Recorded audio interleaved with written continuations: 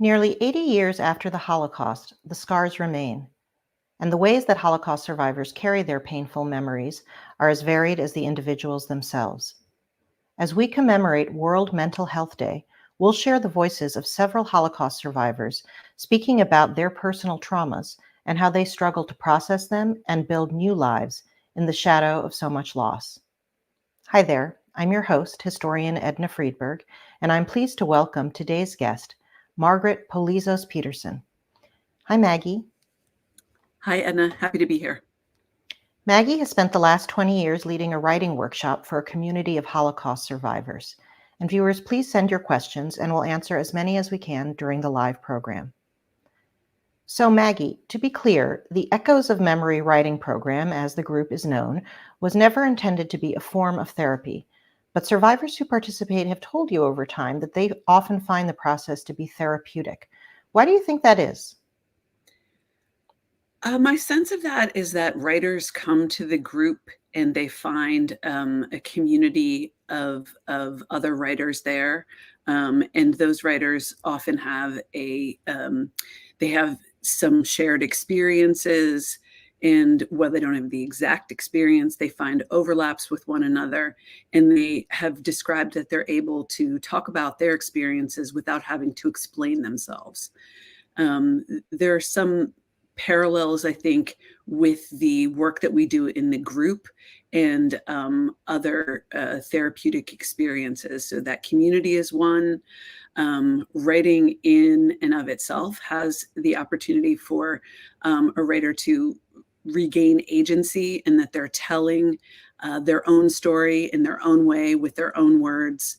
And it also is a process of bringing it to light. So in order to be able to write about something, you have to think about it, articulate it in ways that I think can be helpful for survivors.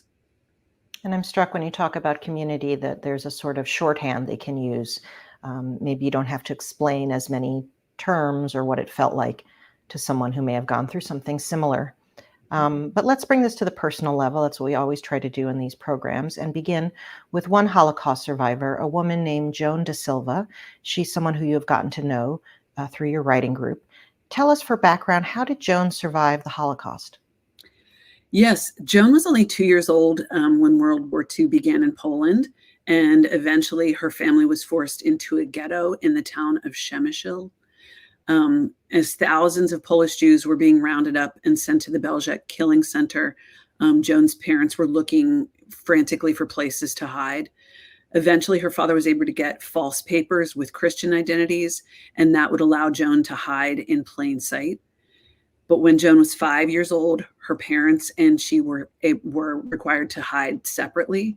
And Joan, in years later, to me, has described the experience of being hidden by strangers as causing her to be required to feel that she had to act in ways that were charming or pleasing to others, because she needed to do that in order to survive. She was able to understand that.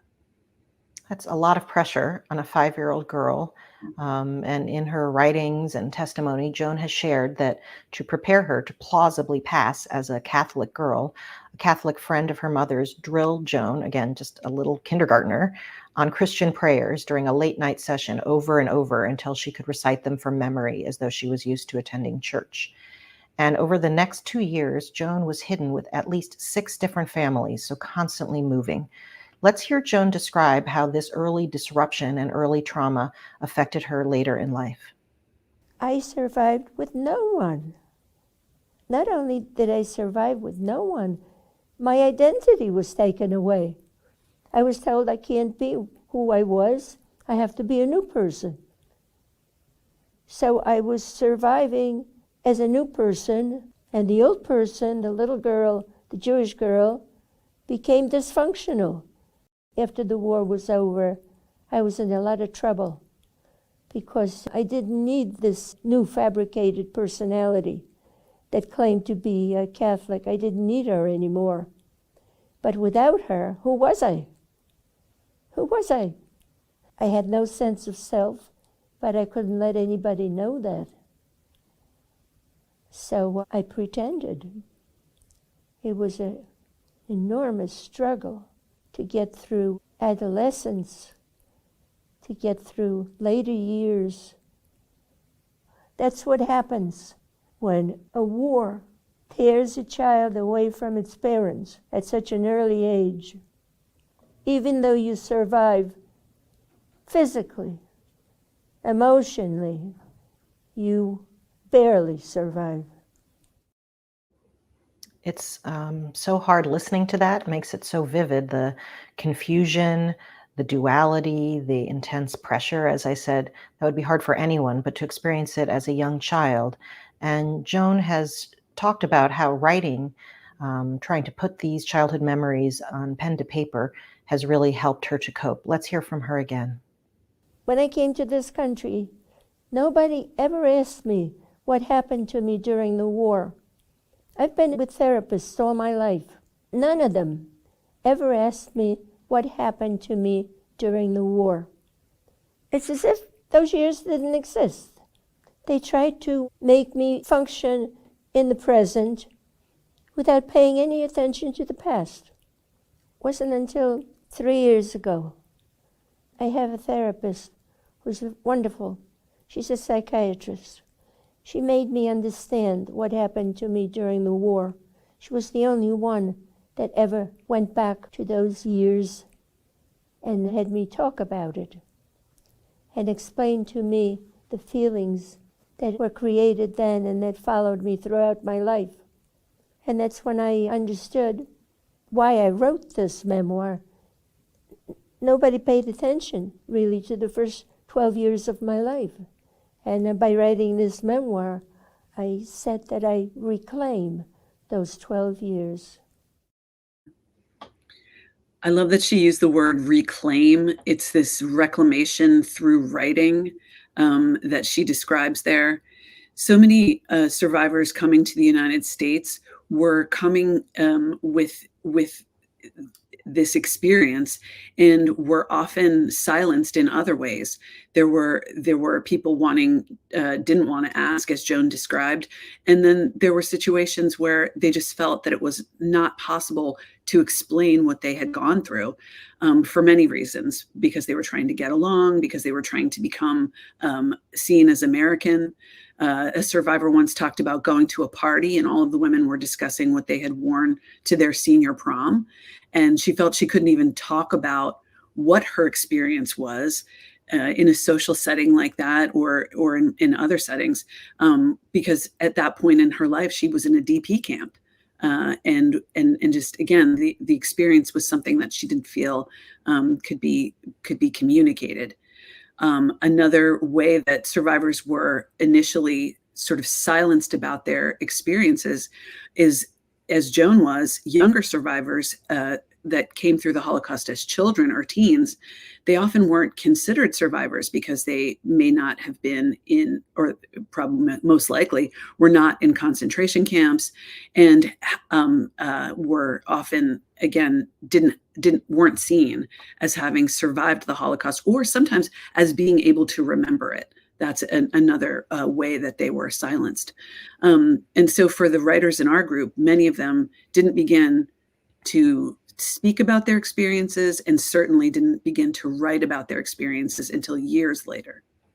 That's so interesting what you're saying about child survivors, because we as historians know statistically that children were very, very unlikely to survive in a concentration camp, and almost without exception were immediately sent to gas chambers if they were deported to killing centers. So it's true that for younger survivors, their trajectory might have been less typical and therefore not acknowledged. I want to also, though, note, while the experiences are clearly very, very different for these people writing in, we have heard online from a number of children of World War II veterans, of Americans who liberated concentration camps. And for them, the topic of this program really resonates because they're recalling how their fathers tried to cope with having witnessed atrocities while they were in uniform. A viewer named Anne writes in to say, when I tried to record my father's story from World War II, he still was traumatized by what he had seen. He and his unit liberated a concentration camp. 60 years later, he still couldn't talk about it because it was so horrific. Can you imagine carrying those horrors and the PTSD to your grave? And similarly, a woman named Annette writes to say that my dad served in World War II. He loved talking about the planes, but would never talk about what he saw. He would get a bit agitated if we brought it up as adults.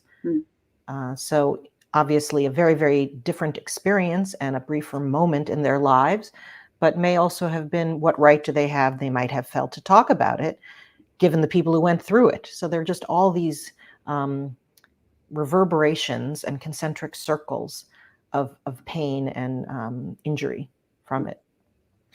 But there are also kind of these broader trends and signs of the times, and silence about the Holocaust was the norm until a major turning point was 1961, when the trial of Nazi official Adolf Eichmann was televised, and many, many people around the world heard for the first time directly from Holocaust survivors who testified going to the witness stand at the courtroom in Jerusalem and with their own voice saying what had happened to them and giving witness to the world. That testimony and that public experience opened the door for other Holocaust survivors to begin talking more openly as well. This trial was a turning point, though, for Holocaust survivors, but I also think we can see that it was part of what was a bigger trend in society, in American society, a more open acknowledgement and receptivity to mental health issues overall. And to learn about some of the services that are now available and have been available in more recent times to help survivors, we reached out to an organization called Self-Help Community Services, which supports thousands of Holocaust survivors across New York.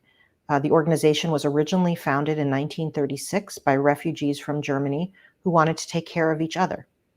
And the leader of the Holocaust Survivor Program at Self-Help now, a man named Hanan Simchon, has shared these reflections.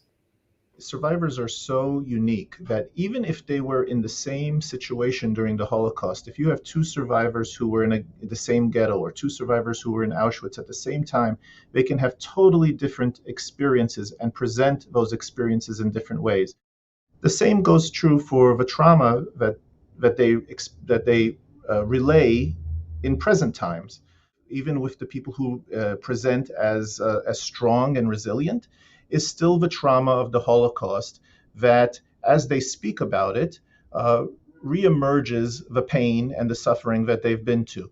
So we never see survivors as someone who's been cured of the trauma that they've experienced or have overcome it, but someone who is being strong and resilient to survive in their current life.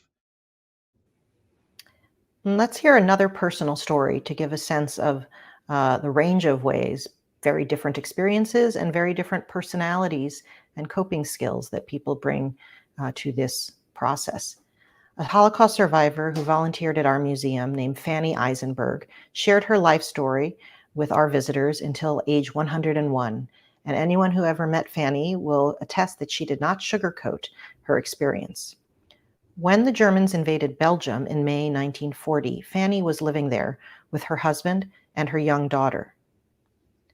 With the help of the Belgian resistance, Fanny was able to get her daughter, Josie, into a safe place before she herself was discovered and beaten by the Gestapo. Fanny was later deported to the Auschwitz concentration camp, where she was starved and was forced to endure painful medical experiments. Let's hear Fanny in her own voice describing the ways that this abuse affected her later in her life. I can even describe it. Even now, my whole body is against and hurting. How do you describe things like that? For people who have never seen horrors? How could any normal, if there's a way of calling us normal, to live that the rest of your life? You can't. That's why I have nightmares. Still today, when a train is passing, I just broke out in a sweat because it still beats more. That's why I say to you and to everybody who listens, How could anybody remain sane, if that's the word I could use, after seeing such a horrors? And I would never recover. And another thing which I say when I talk to people, it took me 50 years to be able to just to talk, because I still feel I'm less than another person. Those wounds, you can hear the pain. They can run so deep, and you hear the pain in Fanny's voice. I'd like to acknowledge that some children of Holocaust survivors are writing into us, Maggie, to share similar sentiments and dynamics from their own family. A viewer named Patricia writes to say, my Opa, my grandfather, died never speaking of what happened to him. He was 8 years old when it all started and 19 when it ended. The horrors he must have seen are unimaginable. Similarly, Jenny writes, my mother died at 99 and refused to ever tell her story of what she endured in the Holocaust to any of us. I'm sure she couldn't bring herself to horrify her loved ones with the reality of what happened. And Maggie, you've mentioned that survivors from your group tell you that they are often asked whether they feel a sense of closure. What's that about? Yeah, it's a question that after speaking, survivors get a lot, and I think it's a wish on the person asking it for the survivor to be okay. I think they're asking, "Are you okay?" There's a tendency to want there to be, I believe, sort of lessons learned, or that maybe a survivor came out of this experience stronger. And I asked survivors about that experience of being asked if they could achieve closure, or some are asked, "Are you able to forgive?" And the answers are very telling, I think. One survivor said to me, "The truth is, you don't get over this. My memories are still my memories." It's a process, I think, that is part of what memory is.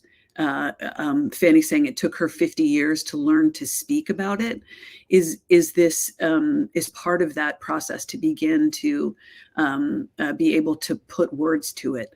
So, and I think it's super important, and it's part of the work that we do, to really have the writers have agency over the story they are telling, so that it's not meant to be, so that they're not telling kind of a redemptive tale, or a story that has a happy ending for listeners, but one that is in their own words and true to their own experience of remembering.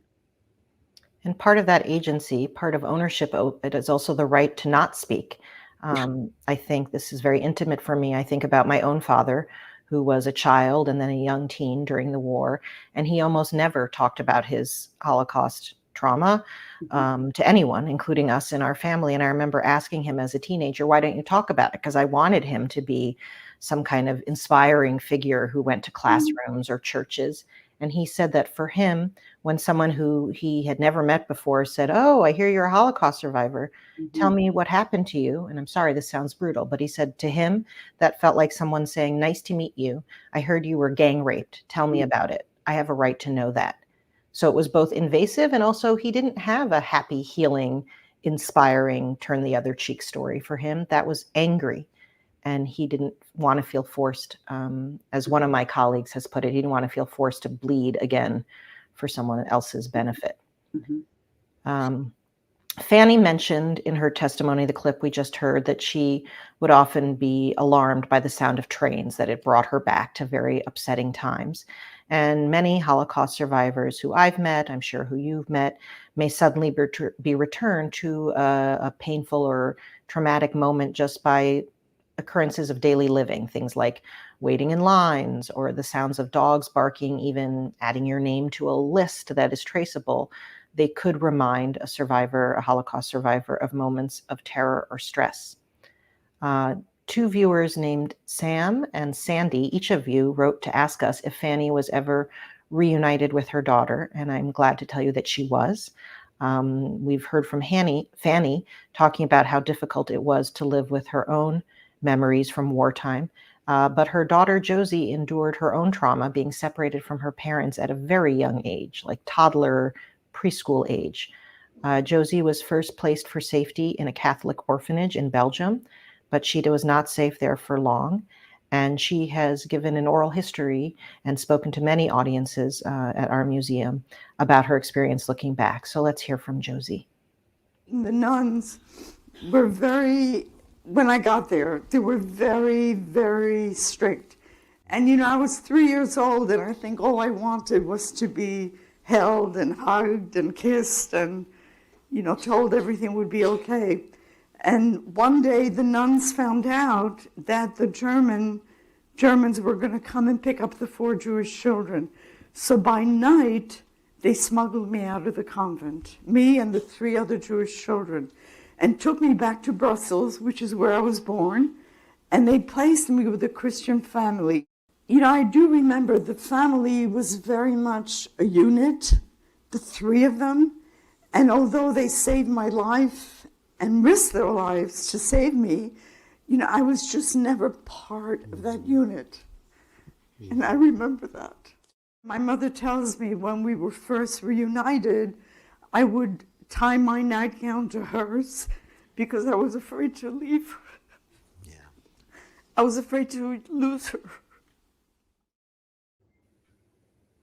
That feeling of abandonment is still so raw for her, even decades later, and it's totally logical. I mean, how could a 3-year-old understand why her parents have gone away? That it's to save her. Maggie, we have a viewer comment. Karen writes in to say, "It was my privilege to have known Fanny Eisenberg. She could often be heard saying, 'I outlived Hitler.'" And she and her daughter were committed to teaching and informing others," Karen writes, "of what really happened during the Holocaust. Fanny was a formidable woman, a force of nature, and I was honored to call her my friend." Thank you, Karen, for that. Maggie, when you began your writing program, most of the participants in it had survived the Holocaust as adults. How has that changed over the years? Yes, in the early years, most of the survivors that came to the Echoes of Memory group had survived in concentration camps. Some were able to flee. But as time has gone on, more and more of the survivors who are in our Echoes group were hidden as children or escaped in rescue efforts, often separate from their parents. It's based on the demographics of age, how the war unfolded, and again, that's how our group has changed over time. And it makes sense, of course, because as we'd said, over 1 million children, Jewish children, died during the Holocaust. So those who are still with us today are more likely to have alternate routes of survival, especially surviving and hiding. Like Josie, a man named Alfred Lessing survived as a hidden child. His parents felt that it was too dangerous for their family of 5 to hide altogether in one location in the Netherlands where they lived. And so to minimize the risk of discovery, Alfred, who was around 6 years old then, was moved from place to place on his own. His only constant companion was a stuffed bear, who we can see here has been through a lot of wear and tear, a lot of squeezing and hugging. Let's hear from adult Alfred stopping an interview to describe how, as a little boy, he coped with the constant feeling that there was no one he could rely on or trust wholeheartedly. I don't know whether this camera's picking up just my face, but I want very much for this little guy to be part of this, to be in the picture,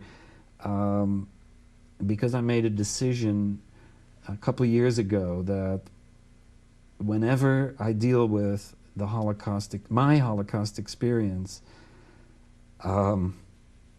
he will come along with me, because this is the only friend that I had during those years, and I was just a tiny little kid, and there were times of incredible, unspeakable aloneness and terror when I didn't know when I would next see my mother. Now, I was with families who fed me, but they were not people that I could trust. They were not people who knew that I was Jewish. All around me there was danger, and he was the only friend that I had. Josie's and Alfred's stories make it so real and relatable, some of the painful but also the conflicting emotions that particularly these younger survivors often straddle. They have gratitude to the people who put themselves in danger to protect them, but neither of them felt fully accepted or safe or unconditionally loved. And we all know from experience that children need much more than just food or a bed. Maggie, over 2+ decades now, the way that you guide the writers in this survivors group has changed. You've told me that you no longer specifically prompt them to write about traumatic experiences. Could you walk us through that shift? Yeah. In the beginning, I felt like what was needed or wanted was an invitation for people to describe painful experiences and maybe to be able to describe them more powerfully. And one of the prompts I remember using in the very beginning was asking survivors to share the last time that they saw a loved one. And I feel a little bit embarrassed about that. Over time and after getting to know the survivors, I have understood that it's a great honor to hear the stories that survivors tell, but it is not my job or my role to really prompt or compel that storytelling. So the prompts that we use now, which survivors ask for, and the writers in our group ask for, is to elicit a response that anyone could make a connection with. They are not separate from the Holocaust experience, and often people will begin to talk about more nuanced experiences of what I call the long experience of surviving, where they are able to maintain their agency and use their own words to choose both what they want to tell and how they want to tell it, and then to make meaning through that writing of how those experiences have shaped them. And Maggie, this dynamic that you're describing, it's really resonating with people watching. A viewer named Rosa has written in to say, we all have different ways of dealing with things, and we should all have the freedom to choose how to do so. Thank you, Rosa. Absolutely agree in every way. Also, Leslie and Carolyn wrote on social media to you, Maggie. They say, thank you, Margaret. And thanks so much to the survivors, these people who survived the cruelty and insanity as it happened. They give us a way to convey the consequences of hate. There's a question for you, Maggie, from a woman named Renee is writing in to ask you, do the survivors in your group get to know each other, and do they share their writings? Oh boy, yes. Do they, right? Yeah. They share their writings, they share what's happening in their lives, they ask questions of one another, they make connections about things. It truly is a writer's workshop where they are audience and fans for one another and for the writing that they're producing. They support each other a great deal. Maggie, before we close, I want to ask you what the work that you've done with survivors. Your profession is teaching writing. You came at this from an entirely different avenue. And I'm curious what your work with Holocaust survivors has taught you about life more generally, but also about people who have experienced trauma of many different kinds. I often think about as you said, 2+ decades that I've been doing this work as my professional work, and also what it's meant to me to be a participant in this group, that they allow me to be there and share their stories. So professionally, I see over and over and over again the power of storytelling. And that is the power of using your own voice to express your experiences, to talk about what they mean to you, to process them, if you will, through describing and sharing them with others who can understand, and then also bringing them into the world to be part of the knowledge and understanding that we have about the Holocaust. Personally, this is my favorite work. It's the most meaningful work I've engaged in that I get to sit down with a table of people who have experienced every phase of life. They've experienced great trauma, and also great joy. They allow me to see their wisdom. They give me advice. They have made lives for themselves, and they share about how they've done that. So I love them, and I feel that our group, that they are connected, interested, curious, and just caring, and committed people.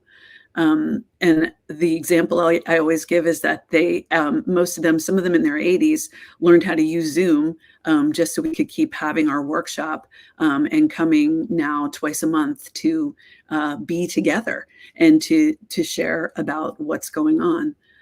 So I love all of the ways that they've shown me how to live life, and I leave feeling buoyed up by the way that they have experienced this and how they talk about it.